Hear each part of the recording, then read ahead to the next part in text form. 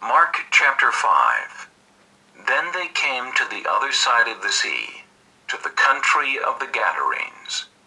And when he had come out of the boat, immediately there met him out of the tombs a man with an unclean spirit, who had his dwelling among the tombs, and no one could bind him, not even with chains, because he had often been bound with shackles and chains, and the chains had been pulled apart by him, and the shackles broken in pieces.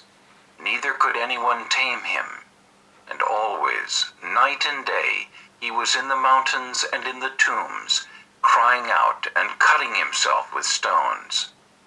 When he saw Jesus from afar, he ran and worshipped him. And he cried out with a loud voice and said, "What have I to do with you, Jesus, Son of the Most High God? I implore you by God that you do not torment me." For he said to him, "Come out of the man, unclean spirit." Then he asked him, "What is your name?" And he answered, saying, "My name is Legion, for we are many." Also he begged him earnestly that he would not send them out of the country. Now a large herd of swine was feeding there near the mountains. So all the demons begged him, saying, "Send us to the swine, that we may enter them." And at once Jesus gave them permission. Then the unclean spirits went out and entered the swine. There were about 2,000. And the herd ran violently down the steep place into the sea, and drowned in the sea.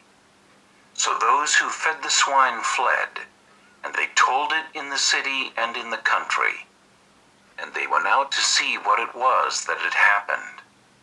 Then they came to Jesus, and saw the one who had been demon-possessed, and had the legion, sitting and clothed and in his right mind. And they were afraid. And those who saw it told them how it happened to him who had been demon-possessed, and about the swine. Then they began to plead with him to depart from their region. And when he got into the boat, he who had been demon-possessed begged him that he might be with him. However, Jesus did not permit him, but said to him, "Go home to your friends, and tell them what great things the Lord has done for you, and how he has had compassion on you." And he departed, and began to proclaim in Decapolis all that done. All marveled. Now when Jesus had crossed over again by boat to the other side, a great multitude gathered to him, and he was by the sea. And behold, one of the rulers of the synagogue came, Jairus by name.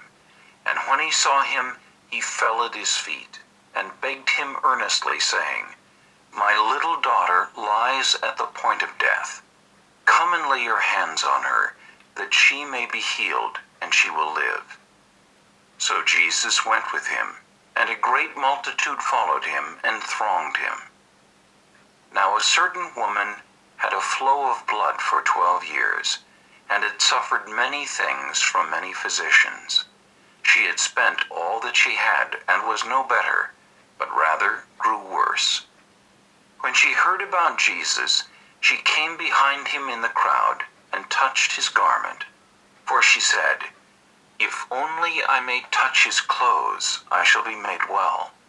Immediately the fountain of her blood was dried up, and she felt in her body that she was healed of the affliction. And Jesus, immediately knowing in himself that power had gone out of him, turned around in the crowd and said, "Who touched my clothes?" But his disciples said to him, "You see the multitude thronging you, and you say, 'Who touched me?'" And he looked around to see her who had done this thing. But the woman, fearing and trembling, knowing what had happened to her, came and fell down before him, and told him the whole truth. And he said to her, "Daughter, your faith has made you well. Go in peace, and be healed of your affliction." While he was still speaking, some came from the ruler of the synagogue's house, who said, "Your daughter is dead. Why trouble the teacher any further?"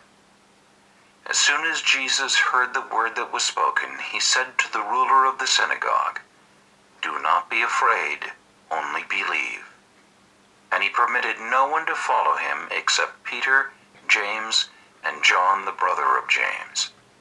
Then he came to the house of the ruler of the synagogue, and saw a tumult and those who wept and wailed loudly. When he came in, he said to them, "Why make this commotion and weep? The child is not dead, but sleeping." And they ridiculed him. But when he had put them all outside, he took the father and the mother of the child, and those who were with him, and entered where the child was lying. Then he took the child by and said, "Talitha cumi," which is translated, "Little girl, I say to you, arise." Immediately the girl arose and walked, for she was 12 years of age, and they were overcome with great amazement. But he commanded them strictly that no one should know it, and said that something should be given her to eat.